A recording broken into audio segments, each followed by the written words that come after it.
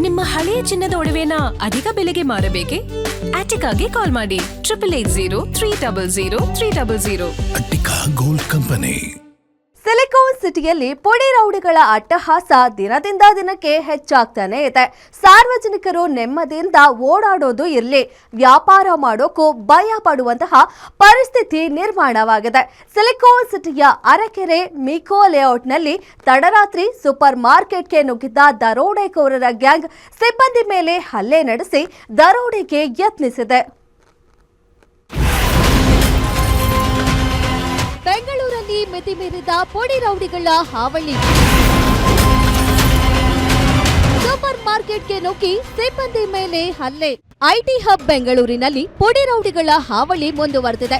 ಕಳೆದ ರಾತ್ರಿ ಸುಮಾರು 11:26ರ ವೇಳೆಗೆ ಅರಕೆರೆಯ ಮಿಕೋ ಲೇಔಟ್ನಲ್ಲಿರುವ ಈ ಡೈಲಿ ನೀಡ್ ಸೂಪರ್ ಮಾರ್ಕೆಟ್ನಲ್ಲಿ ಭೀಕರ ಘಟನೆಯೊಂದು ನಡೆದಿದೆ.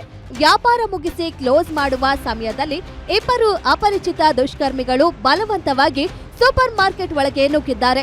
ಒಳಗೆ ನುಗ್ಗಿದ್ದೇ ತಡ ಅಲ್ಲಿದ್ದ ವಸ್ತುಗಳನ್ನ ಧ್ವಂಸಗೊಳಿಸಿ ದಾಂಧಲೆ ಎಬ್ಬಿಸಿದ್ದಾರೆ.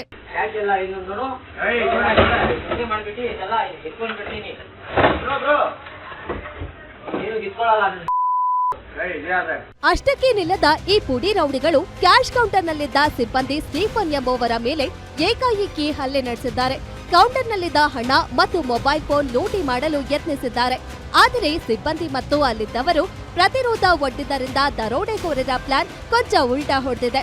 ಈ ಇಡೀ ದರೋಡೆ ಯತ್ನ ಮತ್ತು ಹಲ್ಲೆಯ ದೃಶ್ಯಗಳು ಸೂಪರ್ ಮಾರ್ಕೆಟ್ನ ಸಿಸಿಟಿವಿಯಲ್ಲಿ ಸೆರೆಯಾಗಿದೆ.